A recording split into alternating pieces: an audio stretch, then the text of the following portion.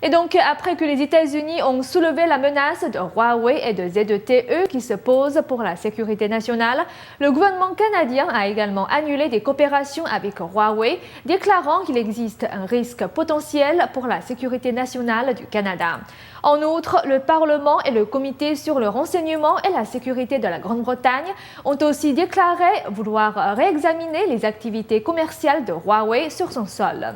Le Parlement néerlandais se penche également sur le fonctionnement de Huawei dans son pays. Selon l'observateur politique Chen Pro-kong, le monde libre devient vigilant, mais avec un peu de retard. C'est un refus des activités d'espionnage du PCC et de ses activités d'espionnage économique et militaire dans le monde. Cela touche la sécurité nationale des États-Unis et la sécurité du monde libre. C'est une partie de la philosophie du PCC d'appliquer la dictature à l'intérieur de ses frontières et de promouvoir des idées autoritaires à l'extérieur. Le monde libre devient vigilant, mais c'est déjà un peu tard.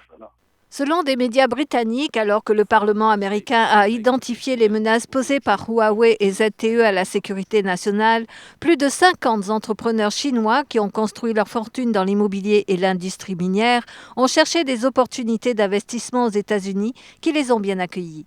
Cette tendance s'est installée en dehors de l'attention des médias internationaux. Si les entreprises chinoises viennent investir dans des projets qui ne sont pas liés à l'armée, à la sécurité ou au secret d'État, elles seront toujours les bienvenues aux États-Unis. Si elles sont impliquées dans des projets liés à la sécurité nationale, comme la sécurité de réseau, la sécurité d'équipements technologiques, je pense que les États-Unis devront être vigilants. Avant 2009, selon des statistiques, les investissements directs chinois aux États-Unis concernaient une trentaine de projets et ne dépassaient pas les 500 millions de dollars. Selon les analystes, même si les États-Unis accueillent les investissements étrangers pour équilibrer son ralentissement économique, ils n'ignorent pas les menaces envers la sécurité nationale. Nouvelle NTD.